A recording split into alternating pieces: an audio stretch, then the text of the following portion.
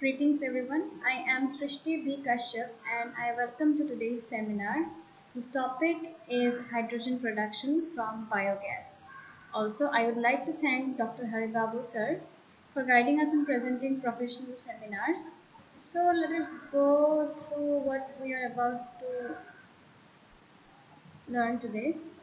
I would like to introduce the topic and in the introduction I would discuss about what hydrogen and what biofuel is, and hydrogen as a fuel is the next topic. We will also know about the sources of hydrogen and also why I chose this subject. We would know the description of the process of biomass hydrogen production from biomass. Then we would know about the chemical processes involved in the production of hydrogen from biomass. Those processes are hydrogen from biomass by the process of pyrolysis, and the second process is gasification. We would also compare these two processes, and after that we go through the biological processes involved in the production of hydrogen. These processes are direct biophotolysis, indirect biophotolysis, biological water gas shift reaction, then photofermentation, dark fermentation, and also after that I would like to conclude the topic. So we all know that hydrogen has the symbol of H with an atomic number 1. It has a standard atomic weight of 1.008 in the period 1, which belongs to the s block. Its electronic configuration is 1s1, and there are 1 electron in the first shell. That's it. Of course, no more electrons. And what we know about biogas is that biogas is a mixture of gases produced by the breakdown of organic matter anaerobically, primarily consisting of methane and carbon dioxide. Biogas can be produced from raw materials such as agricultural waste, manure, municipal waste, plant material, sewage, green waste, or food waste. Also, biogas is called gobar gas in India. Let's get an insight of hydrogen as fuel. Hydrogen is regarded as a clean fuel because when it is burned, there is no production of carbon dioxide and carbon monoxide, and upon combustion it only produces water and energy. This energy can be used to power fuel cell buses, which is not that common, and spacecraft propulsion, that is more common that we know, and then also we use it in passenger cars. Okay, sources of hydrogen. We all know that hydrogen is rarely found in the atmosphere because of its light weight. Since it's light, it goes above and it is rarely found. Therefore, we need to produce hydrogen, and it can be produced from biomass, and also we use solar energy or electricity to produce hydrogen. Typically, 95% of hydrogen is made by steam reforming or partial oxidation of methane and coal gasification. That these are the conventional chemical ways through which hydrogen can be made. But one of the huge disadvantage is that carbon dioxide and carbon monoxide are the byproducts of these processes. Firstly, we will go through these processes, and then we would like to go through processes which involve biogas, and we would see how this is more beneficial than these conventional processes. Okay, why I chose this topic is because in conventional methods of hydrogen production, there's a lot of carbon dioxide and carbon monoxide that is released. Also, these processes are costly. Also, in the conventional method, non-renewable resource of energy is used, such as coal. which is about to get depleted, and due to sustainable development we need to seek for new resources through which we can produce hydrogen.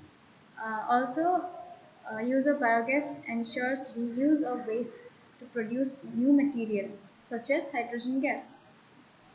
Let us describe the process of hydrogen production from biogas. Production from biogas is the only direct way to produce hydrogen from renewable energy without a major technology breakthrough.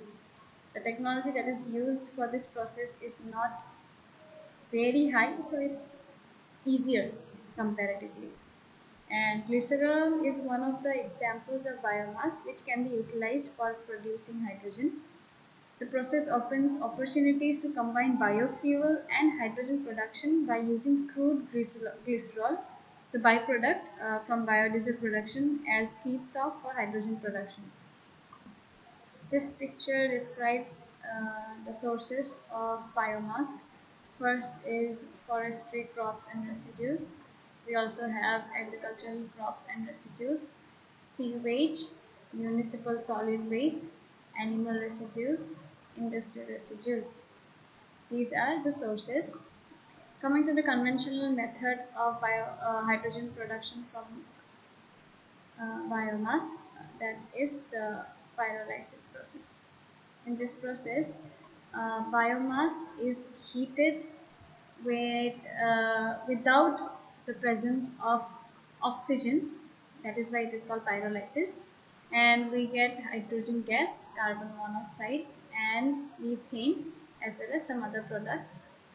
And methane and other hydrocarbon vapors produced can be steam reformed for more hydrogen production. Steam reformation means when we mix methane with water and provide heat to convert those to carbon monoxide and of course our hydrogen. Also, in order to increase the hydrogen production, water gas shift reaction can be applied, in which carbon monoxide and water is heated to form carbon dioxide and hydrogen. This is the picture which shows the pathway of the process. That is, biomass is pyrolyzed and it gets converted to carbon, mostly in methane form. Also, we get the biofuel, and this biofuel is sent for separation. And after separation, in the catalytic steam reforming process, which is this process, we get our final product, that is hydrogen, and the byproduct, the unwanted byproduct, is the carbon dioxide. And the carbon that we got here is the co-product, which is sent for phenolic intermediates converted to resin further. Next is the hydrogen production from biomass by gasification process. Gasification process means we burn biomass with the presence of oxygen. There are two processes. This is the conventional process, and this one is a more novel process for the production of hydrogen from biomass by gasification. Biomass can be gasified at high temperatures, which is above 1000 Kelvin. The biomass particles undergo partial oxidation, resulting in gas and charcoal production. The charcoal finally is reduced to forms such as carbon dioxide, carbon monoxide, and of course hydrogen, including methane. The operation parameters such as temperature, gasifying agent, and residence time play an important role in formation and decomposition of tar. It has been reported that tar can be thermally cracked at temperature above 1273 Kelvin. The use of some additives such as dolomite or olivine inside the gasifier also helps tar reduction. In this conventional process, what is done is the raw material, that is the biomass, heavy oil and coal, is sent into a gasifier with steam. and this gasifier has a temperature of almost 1573. So these get burned, and then ash is produced, which is taken out, and by air separator uh, we send oxygen to the gasifier. That is, of course, in the presence of oxygen we do gasification, so we need to put oxygen as an input, and the nitrogen is separated because we are using air as our oxygen source. Then from this gasifier, synthesis gas is produced, that is carbon monoxide, carbon dioxide, hydrogen, also water, and hydrogen sulfide is produced. We need to clean up this process, so it is sent to gas cleanup, and where a cyclic solvent regenerator is used. And after that, after the cleaning of the gas, we get the clean gas along with carbon monoxide, carbon dioxide, and the product hydrogen. Then shift reaction is done, which is in a temperature less than 673 Kelvin. Here carbon monoxide and carbon dioxide is converted to carbon dioxide and hydrogen. This reaction is done such so that we can produce more hydrogen as our product, and after that it is sent to carbon dioxide absorber, in which carbon dioxide is absorbed, and finally we get our main product, that is hydrogen. In recent years, this new gasification method, namely hydrogen production by reaction integrated noble gasification, also known as HYPR ring process method, is an integration of the water hydrocarbon reaction, water gas shift reaction, and absorption of CO2 and other pollutants in a single reactor, which is a high pressure reactor, under both subcritical and supercritical conditions.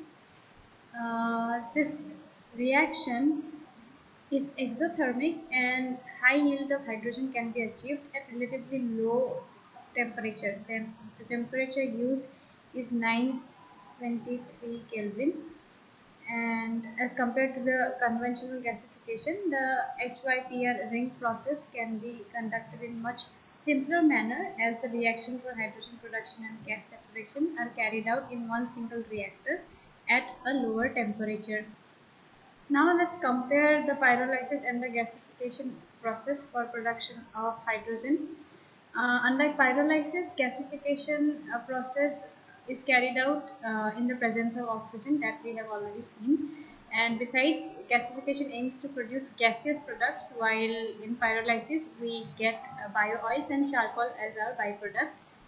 Then comes the gases produced can be steam reformed to produce hydrogen, and this process can be further improved by water gas shift reactions as discussed in the previous section. Also, the gasification process is applicable only for the biomass having water content less than 35%. One of the major issues in biomass gasification is to deal with the tar formation that occurs during the process. The unwanted tar may cause the formation of tar aerosols and polymerization to more complex structures, which are not favorable for the hydrogen production process. Now we move on to the biological processes for hydrogen production. These processes, as we have already discussed, are direct biophotolysis, indirect biophotolysis, bio-water gas shift reaction, photofermentation, and dark fermentation. Direct biophotolysis, it is the production of hydrogen in a biological process using microalgae photosynthetic system to convert solar energy into chemical energy in the form of hydrogen. In this process, water gets converted to hydrogen using solar energy, and we also get oxygen. This is actually the photosynthesis process. Two photosynthetic systems are responsible for the photosynthesis process.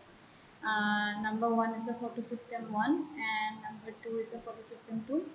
Photosystem 1 is involved in producing reductant for CO2 reduction, And photosystem 2 splits water and evolves oxygen. This is how the process is done. Imagine this to be leaves, and in leaves we have two photosystems. One is photosystem 1 and another one is photosystem 2.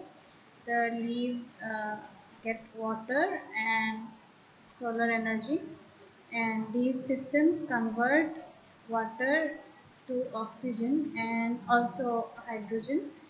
Uh, the Ft goes to hydrogenase, and this hydrogenase is an enzyme that converts H2 ions into hydrogen molecule. This process is basically the photosynthesis process that we have learned in our earlier classes. We don't get any industrial hydrogen basically from this process.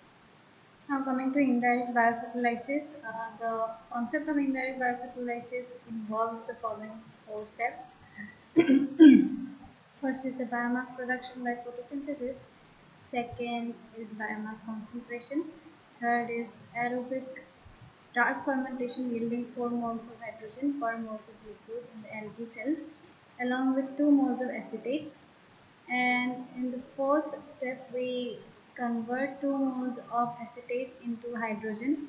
In a typical indirect biophotolysis, cyanobacteria are used to produce hydrogen via these two reactions. You can go through these reactions. In indirect biophotolysis, we use organisms like Cyanobacterium, Gliocapsula alipoca. It was found that maintaining the medium at pH value between 6.8 to 8.3 yielded optimal hydrogen production. Increasing hydrogen production rate through indirect biophotolysis is comparable to hydrogenase-based hydrogen production by green algae. However, this indirect biophotolysis process technology is still under active research and development. Coming to biological water gas shift reaction, some photoheterotrophic bacteria such as Rhodospirillum rubrum can survive in the dark by using carbon monoxide as the carbon source to generate ATP by coupling the oxygen of carbon monoxide to reduction of hydrogen ion to hydrogen gas. You can see the reaction here. In equilibrium, the dominating products are carbon dioxide and hydrogen. Therefore, this process is favorable for hydrogen production. Organisms growing at the expense of this process are gram-negative bacteria such as R. rubrum and the gram-positive bacteria such as Carboxylothermus. And under anaerobic conditions, carbon monoxide induces the synthesis of several proteins, including carbon monoxide dehydrogenase and carbon monoxide tolerant hydrogenase. Coming to photofermentation, in this process, fermentative substrates such as biomass is sent for pre-treatment and further it is sent for fermentation. And after fermentation, we get a mixture of products, and after gas separation, we separate our carbon dioxide and hydrogen product. We use nitrogenase enzyme and solar energy and also organic acids to convert the biomass into hydrogen. These are some of the drawbacks of the process, and due to these drawbacks, it is not currently a competitive method for hydrogen production. Next is dark fermentation. In dark fermentation, by anaerobic bacteria as well as some microalgae such as green algae on carbohydrate rich substrates can produce hydrogen at 30 degree to 80 degrees Celsius, especially in a dark condition. However, unlike a biophotolysis process that produces only H2, the products of dark fermentation are mostly hydrogen and carbon dioxide combined with other gases as well, such as methane or hydrogen sulfide, depending on the reaction process and substrate used. Our raw material is glucose as the model substrate. Coming to the conclusion, we understand that in this era when carbon dioxide is creating a lot of problem, hydrogen as a fuel is a very good fuel and can potentially replace fossil fuels if extensive research is done to produce hydrogen. Thank you so much.